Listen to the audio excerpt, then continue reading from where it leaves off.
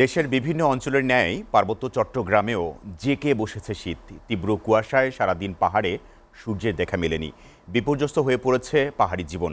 খেটে খাওয়া মানুষের জীবনে নেমে এসেছে সীমাহীন দুর্ভোগ।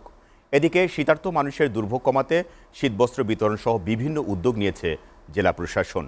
রাঙ্গামাটি থেকে মোহাম্মদ সোলাইমানের প্রতিবেদন। পার্বত্য জেলার রাঙ্গামাটিতে গত কয়েকদিন থেকেই বেড়েছে শীতের তীব্রতা। সারাদিন পেরিয়ে গেলেও মিলছে না সূর্যের দেখা। সকাল থেকে রাঙ্গামাটির তাপমাত্রা ছিল 20 ডিগ্রি সেলসিয়াস। সন্ধ্যার পর তা অর্ধেকে নেমে আসতে পারে বলে পূর্বাভাস দিচ্ছে আবহাওয়া অফিস। তীব্র শীতে বিপর্যস্ত হয়ে পড়েছে খেটে খাওয়া মানুষ। বৃষ্টির মতো কুয়াশা পড়তেছে, ঠান্ডার জন্য কাজ করতে পারতেছি না।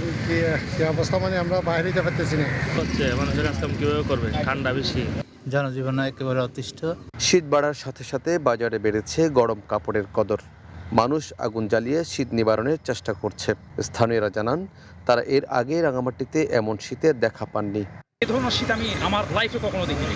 অন্যবারের তুলনায় আমার মনে হয় না গত 5 বছরের মধ্যে এরকম শীত পড়ছে।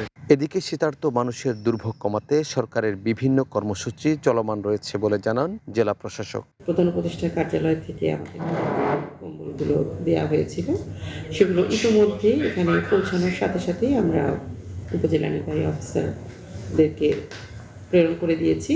শীতের তীব্রতার কারণে জেলায় পর্যটকের সংখ্যা কমেছে বলে জানান সংশ্লিষ্টরা। মোহাম্মদ সোলাইমান, SA টিভি, রাঙ্গামাটি।